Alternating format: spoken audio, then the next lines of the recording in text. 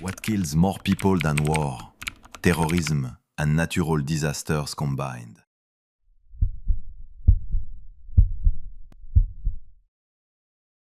Ambulance emergency. Is the patient breathing? Is the patient awake? Okay, tell me exactly what's happened. Okay, what's the address of the emergency?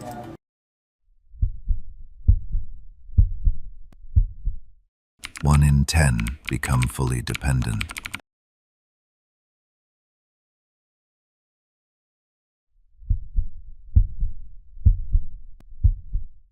Purdue Pharma knew their drug was addictive. They sold it anyway.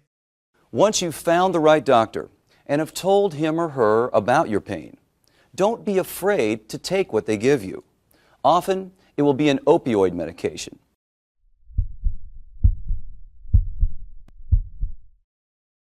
They called it pain relief. It became a global plague. This is the opioid crisis, destroying cities across the globe. This is State of Corruption.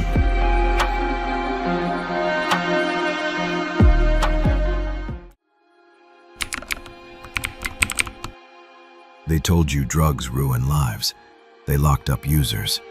They launched the war on drugs. America's public enemy number one in the United States is drug abuse. In order to fight and defeat this enemy, it is necessary to wage a new all-out offensive. They said heroin and fentanyl destroy families. They were right. But they never told you who built the system.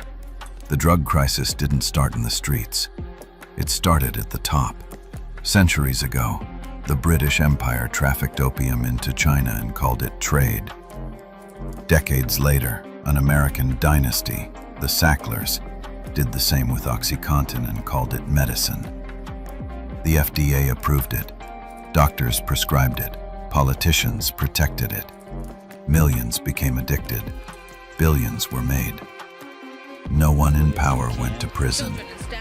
And when the pills were exposed, illegal fentanyl has made its way into the drug supply. And it's a danger you might not see coming. A synthetic opioid up to 50 times stronger than heroin, up to 100 times stronger than morphine. the system didn't stop. It evolved into fentanyl, synthetic, faster, deadlier. Because this has never been a drug crisis, it has always been a business model. Opium, OxyContin, fentanyl, different century, same cartel, same government blessing. From Victorian opium dens to corporate boardrooms, this episode exposes how they turned human pain into global profit. History's deadliest drug dealer wasn't a criminal. It was the British Crown. Before OxyContin. Before fentanyl. The blueprint for every modern drug empire was written by a government. The year was 1839. The British Empire ruled the seas and discovered that addiction was the most profitable colony of all. They grew opium in British-controlled India, shipped it to China, and when China begged them to stop, Britain sent warships. They didn't fight drugs. They fought for the right to sell them. They called it trade. They called it civilization. But it was state-sponsored trafficking. Millions addicted, millions dead, and an empire built on narcotics. When the smoke cleared, Britain forced China to legalize opium, hand over ports, and pay compensation to the dealers who had destroyed them. The first global drug cartel didn't wear masks or run from the law. Here are two heroes, Mr. William Jardine and Mr. James Matheson, described as opium smugglers. Neat. They wrote the law, and they taught the world that addiction could be government policy. The big question is, who got rich off pain next? A century after the British Crown profited from opium, a new dynasty rose inside corporate America, the Sacklers, owners of Pharma. They didn't sell heroin in back alleys. They sold OxyContin in doctors' offices. In the opioid crisis, the ads direct people to a website where claims can be made. And we have a link to that posted under this article right now at abcactionnews.com/links, and you have until the end of June to file any claims. They blended it safe. They called it non-addictive. They trained doctors to prescribe it for everything from headaches to surgery pain. And the government approved every step. The FDA signed the papers. Politicians took the donations. Doctors took the bonuses. Pharmacies filled the shelves. Addiction became a business model. Millions hooked, hundreds of thousands dead. And while families buried loved ones, the Sacklers built art museums and bought reputations. When the truth finally came out, they didn't go to prison. They went into rebranding. Because in this system, the street dealer is a criminal. The billionaire dealer is a philanthropist. Different flag, same empire, same product, pain. They sold the drug, but who signed the approval? Every cartel needs protection. In Mexico, it's police. In Colombia, it's politicians. En realidad no quería ser duro en mis expresiones con el periódico El Espectador, pero ustedes han visto los ataques y las calumnias que ha estado lanzando últimamente contra nuestros programas.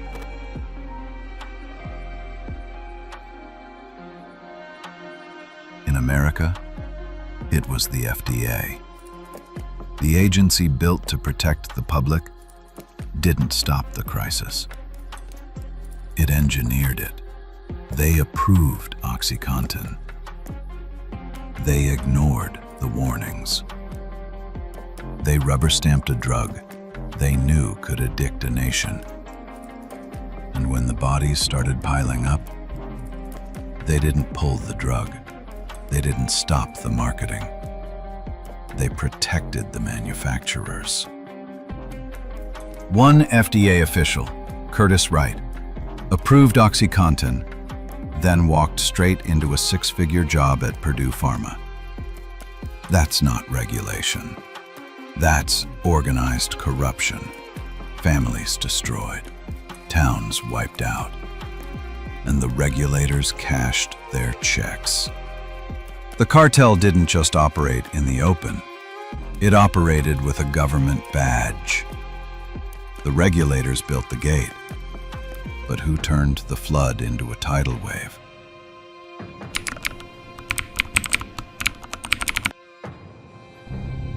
The dangers of illicit pill presses.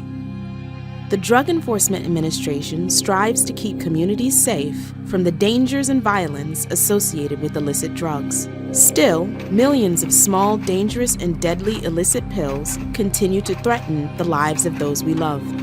When the pill mills collapsed and the lawsuits hit, the system didn't stop. It evolved. The next product was cheaper, stronger, easier to hide, impossible to control. Fentanyl. Fentanyl is extremely dangerous, and just a small amount can be deadly. You may have heard of the saying, one pill can kill. That's because fentanyl is a highly addictive synthetic opioid that affects families and communities. This is a whole separate issue. This is over the past 2 years.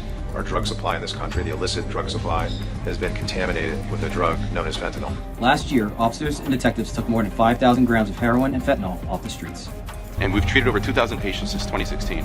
Well, in the last 6 months, we've had a rise in patients at the age of 18, 17, and 60 present to our healthcare system. According to the DEA, there's a dramatic rise in the number of fake prescription pills that contain fentanyl.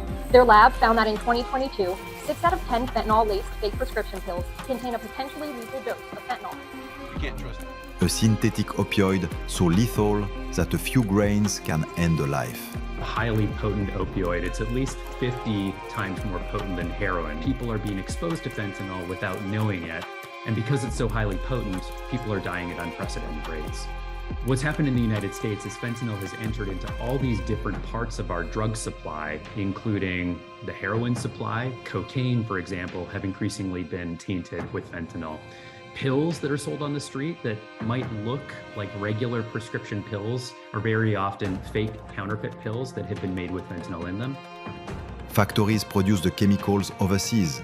cartels moved them across borders, and the demand created by OxyContin became a global market overnight.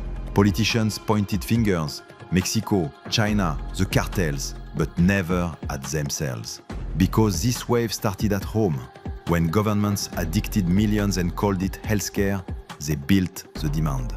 Now the world is supplying it. Fentanyl isn't an accident, it's the inevitable sequel. The empire built on pills has gone international, and every country is paying the price. But if addiction has gone global, who's profiting from the chaos? They'll tell you this was an accident, a tragedy, a failure of oversight, that no one could have known. That's the lie. Look closer.